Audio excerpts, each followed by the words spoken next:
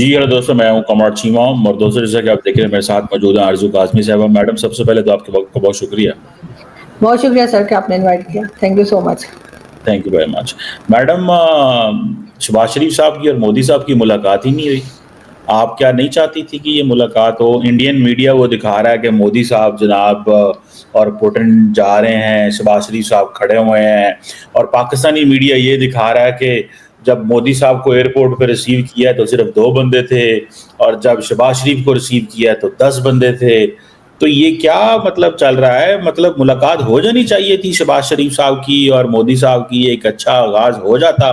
मोदी साहब इतने बड़े लीडर हैं 1.4 बिलियन के, तो ये क्या मतलब वो कर रहे हैं? उनको नहीं चाहिए कि एक जफ्फी डिप्लोमेसी जो करते हैं वो शहबाज शरीफ के साथ भी कर लेते? सर सबसे पहले तो जो मोदी जी पहुंचे और उनके साथ कम लोग दिखाई दिए, वो पहले शुरू में मुझे भी ऐसे ही लगा। मैं भी बड़ी हैरान हुई कि ऐसा कैसे कि चाइना ने इनको रिसीव करने के लिए चाइनीज कम आए और हमारे प्राइम मिनिस्टर को इतने सारे रिसीव करने आए। तो सर दो चीजें हो सकती हैं। एक बात तो ये कि वो अकेले गए थे, ज्यादा से ज्यादा शायद अजीत डोभाल साहब थे, उससे अलावा वो अपना पूरी कैबिनेट लेकर नहीं गए थे। जबकि शहबाज शरीफ साहब जो हैं वो आपने देखा कि कितना बड़ा टब्बर लेके पहुंचे थे चाइना में, अभी तक वही है। बल्कि उसमें जो हमारे कह लीजिए कि डिप्टी प्राइम मिनिस्टर हैं, फॉरेन मिनिस्टर हैं, जो इंफॉर्मेशन मिनिस्टर हैं, यहाँ तक कि फील्ड मार्शल साहब भी पहुंच गए। तो किसी को छोड़ा नहीं उन्होंने यहाँ पे। तो इसलिए शायद उनके साथ आपको रश दिखाई दे रहा था, क्योंकि आधे से ज्यादा तो अपने ही लोग थे जो शहबाज शरीफ साहब के साथ जहाज से उतरे। मोदी जी के साथ तो एक आधी बंदा गया है, तो वो भी कहीं दाएं बाएं हो गए तो वो दिखे नहीं।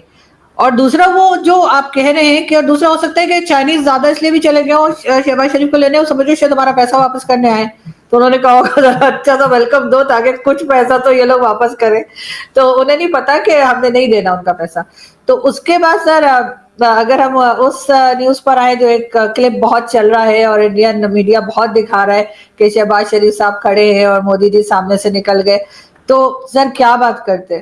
फिर वही बात आ जाती है। अभी आप लोगों ने जो फ्लड यहाँ पर आया है उसके लिए आप मुसलसल भारत को इल्जाम दे रहे हैं। ना आप ये कह रहे हैं कि मिसमैनेजमेंट हुई है, ना आप कह रहे हैं अपने डैम नहीं बनाए, ना आप कोई क्लाइमेट चेंज या इन्वायरमेंटल चेंज की बात की जा रही है। ज्यादा ज्यादा यही कहा जा रहा है जी भारत ने पानी जमा करके और फिर पाकिस्तान की तरफ छोड़ दिया, और ये एक तरह का ऑपरेशन सिंधु 2 जो है वो किया गया है। ये बातें हो रही है। तो आपके ख्याल से जब सामने से निकल रहे थे मोदी जी, तो उनको शहबाज शरीफ साहब को देख के उन्हें क्या कहना चाहिए था कि और भाई सब खैरियत है?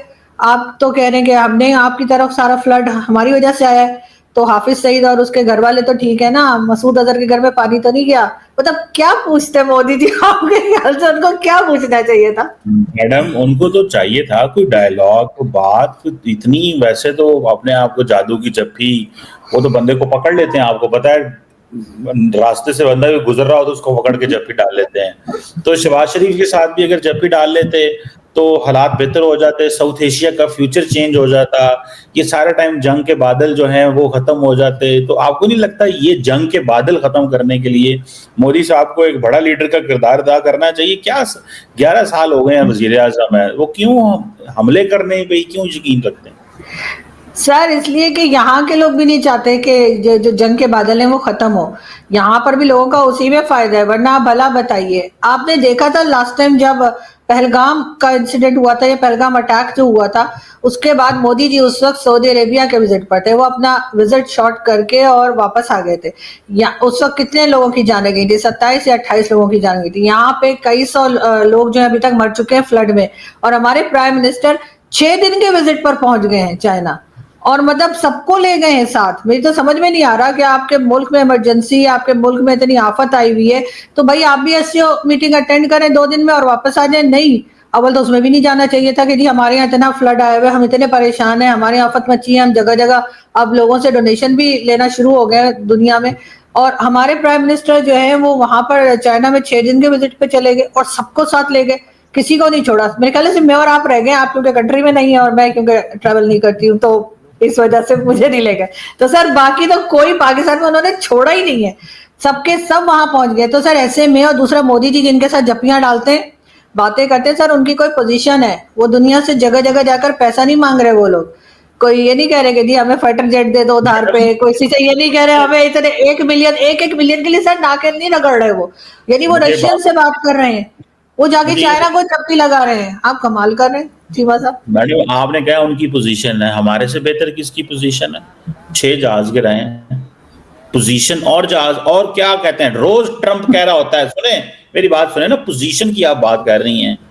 आप मुझे बताएं, इंडियन पार्लियामेंट के अंदर आज भी बहस हो रही है कि ट्रंप, कहो कि ट्रंप ने सीज फायर नहीं कराया, ट्रंप झूठ बोल रहा है, और हमारी वजह से इंडिया और अमेरिका के ताल्लुकात में इस वक्त एक बहुत बड़ा रखना आ चुका हुआ है, क्योंकि नरेंद्र मोदी मान नहीं रहे। हम तो इतने ताकतवर हैं कि जो है वो इंडिया अमेरिका के ताल्लुकात के अंदर प्रॉब्लम आ गई है हमारी वजह से। हम ये समझते हैं, बहुत सारे लोग पाकिस्तान में समझते हैं कि अगर नरेंद्र मोदी मान जाते और कहते हैं हाँ ट्रंप ने सीज फायर में किरदार अदा किया है, तो इंडिया के साथ ये 50% टैरिफ और दिस एंड दैट ना होता। कई लोगों का ये भी कहना। तो मैडम एक बात बताएं, आप कह रहे हैं कि हम देखें, इंडियन फौज ने ये कहा नहीं था कि हमें तो लाइव पाकिस्तान की फौज देख रही होती है, तो हम कोई आम प्लेयर थोड़ी हैं, ये तो फिर उनकी फौज से पूछा जाए ना।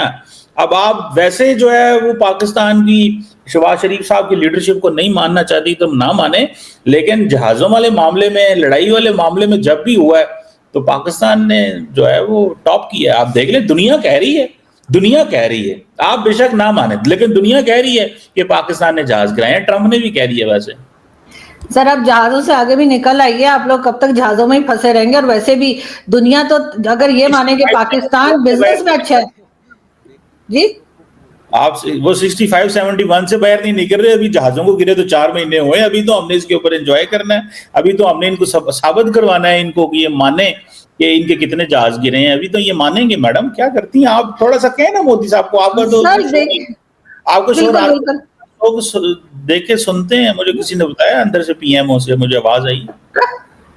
सर देखें, हमारी प्रॉब्लम यही है, जिस दिन दुनिया हमें ये मानेगी कि हम बिजनेस में अच्छे हैं, हम बिजनेस अच्छा करते हैं, इसीलिए वो इंडिया से बात कर रहे हैं सर सब लोग, चाहे रशियन प्रेसिडेंट हो, चाहे हालांकि चाइना से उनका कितना झगड़ा रहता है, लेकिन फिर भी चाइना इंडिया से बात कर रहा है क्योंकि उन्हें बिजनेस करना है। सर हमारे साथ उन्हें किस बात का बिजनेस करना है? हम तो यही बताते रहते हैं कि जी कभी 71 की वॉर जीत गए हम, कभी हमने 65 की वॉर में जीत गए, कभी कारगिल का जो ब्लंडर है उसको बताते रहते हैं, और अब एक नया तमाशा हमने ये शुरू किया है कि हर वक्त यही कहना है। अगर यही कुछ करना है, यही बताना है, यहाँ तक कि जो फ्लड आया उसके ऊपर भी हम कह रहे हैं कि भारत की वजह से फ्लड आया है, तो सर फिर वो हमसे क्यों बात करेंगे? और जो वहां पे खड़े हुए थे प्राइम मिनिस्टर शहबाज शरीफ, मेरा ख्याल है उनको तो उस रास्ते में खड़ा ही नहीं होना चाहिए था, ताकि इस तरह की फुटेजेस ना आती, इस तरह की स्टिल्स ना आते कि वो अजीब तरीके से खड़े हुए हैं और उनसे कोई बात ही नहीं कर रहा।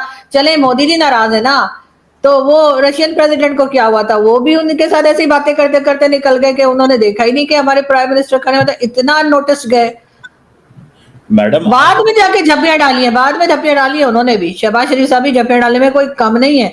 और जो है वो अभी भी जो ये लोग 6-7 दिन के लिए रुक गए, वो भी मुझे लगता है कुछ मांगने के लिए रुके होंगे, इसलिए कि सबके सामने तो मांगना अच्छा नहीं लगता ना, तो सोचा होगा चलो 2 दिन के एससीओ के बाद जो है फिर स्टार्ट करेंगे कि जी वो सीपैक 2 करना था, 1 नहीं हुआ, लेकिन 2 के लिए पैसा दे दें। सर अब ऐसा नहीं है, दुनिया अब हमें पहचान चुकी है ये, और बातें हम अपना तरीका नहीं बदल रहे, हमारा तरीका वारदात एक ही रहता है। हम जब तक अपने तरीका वारदात नहीं बदलेंगे ना सर, पैसा खींचने के और भी सर 100 तरीके होते हैं, लेकिन हमें वही आता है, बार बार चाइना पहुंच जाएंगे, बार बार IMF पहुंच जाएंगे, काम नहीं करेंगे। बस मोमिनों को काम से ऊपर वाले ने बचा के रखा है। मैं देख रहा था कि पुतिन साहब प्रोटोकॉल तोड़ के तो वो शहबाज शरीफ को मिलने गए। पहले उन्होंने ऐसे एक दूसरे को सलूट किया, वो शी जिनपिंग को क्रॉस किया, वो शहबाज शरीफ के पास पहुंचे। ये वैल्यू है। और आपको पता है शहबाज शरीफ को रशियन भी आती है थोड़ी सी, तो वो आपस में उन्होंने गपशप मारी होगी। मोदी साहब को तो समझ भी नहीं आ रही होगी ये क्या बातें कर रहे हैं। अगर मोदी साहब पास खड़े होते, मोदी साहब को तो शू शू गुजर जानी है उनके इधर से रशियन। लेकिन मैं आपको बात बताऊं मैडम, आपको बता दूं बात कि इस वक्त की पोजीशन ये है कि एशियन डेवलपमेंट बैंक ने ये कहा है कि हम जो बेल्ट एंड रोड इनिशिएटिव जो है उसके अंडर जो एक ML1 प्रोजेक्ट था उसको वो फंड करेंगे। अब आप इमेजिन करें कि हमने चाइना से जो ML1 प्रोजेक्ट लेना था जो 6-7-8 अरब डॉलर का था, जो BRI के नीचे आता था, हमने चाइनीज प्रोजेक्ट के अंदर एशियन डेवलपमेंट बैंक को भी इन्वॉल्व कर लिया। तो ये पाकिस्तान की कामयाब डिप्लोमेसी है। आज की अखबार आप पढ़ लें, ये कोई थोड़ी चीज। और अभी आपको CPEC 2 की तो मैडम मुबारक हो आपको। अभी तो वो जो पाकिस्तानी लीडरशिप वहां पे मौजूद है, वो चाह रहे हैं कि हम जो मजीद इन्वेस्टमेंट चाइना से आए। तो CPEC 2 की आपको मैं ऑलरेडी मुबारक दे दूं। आप देखें, फ्लो ऑफ कैश जो है वो चाइना से आएगा CPEC 2 के लिए, और फ्लो ऑफ कैश अमेरिका से आएगा इन द मिनरल सेक्टर। तो मैडम चीजें बहुत बेहतर होने वाली हैं। थोड़ी सी आप भी माने ना मैडम इस चीज को कि शहबाज शरीफ साहब ने जो है वो काफी काम किया है, और इसमें इंडिया जो है उसको हम देख रहे थे बड़ी तरक्की कर रहा था। तो हमने सोचा कि इकोनॉमिकली भी स्ट्रांग होना पड़ेगा। जहाज गिराए हैं तो जहाज उड़ने भी चाहिए, हमारे भी PIA और बाकी जहाज उड़ने चाहिए। आपको लगता है कि CPEC 2 कामयाब होगा मैडम? सर बिल्कुल, मुझे लगता है कि CPEC 2 का तो पता नहीं, लेकिन हमारे लोग जरूर कामयाब होंगे, इसलिए कि हमें दूसरे से पैसा खींचना आता है जो भारत को नहीं आता। ये अपने ही पैसों से अपनी चीजें खरीदते रहते हैं और उसके बाद चौड़े होते रहते हैं कि जी हमने जो है पेमेंट देकर सामान लिया है, आपकी तरह भीख मांग के या उधार पे नहीं लिया है। लेकिन सर उधार लेना ज्यादा प्रॉब्लम होती है, उसमें ज्यादा टैलेंट चाहिए होता है। ये भारत के लोग कभी नहीं समझ पाएंगे। इसी वजह से ये अपनी इकोनॉमी पे सारा दिन काम करते रहते हैं और ये कहते हैं जी $4 ट्रिलियन की इनके पास रिजर्व्स हैं, और कभी कोई बात करते हैं, कभी कहते हैं नहीं हम तो कैश देके फिर सामान खरीदते हैं, आपकी तरह उधार नहीं लेते। तो इन्हें पता नहीं है सर कि हम कितने टैलेंटेड लोग हैं। हमारे पास उधार का लिया और ऊपर वाले का दिया सब कुछ है, तो हम उसके बाद उधार वापस भी नहीं करते। बार बार अभी रिसेंटली कुछ दिन पहले ही शहबाज शरीफ साहब गए थे और उन्होंने कहा था कि जी CPEC के लिए वहां पे वो रेलवे सिस्टम बनाना चाह रहे हैं, तो उन्होंने $5 या $6 बिलियन की बात की थी शी जिनपिंग से।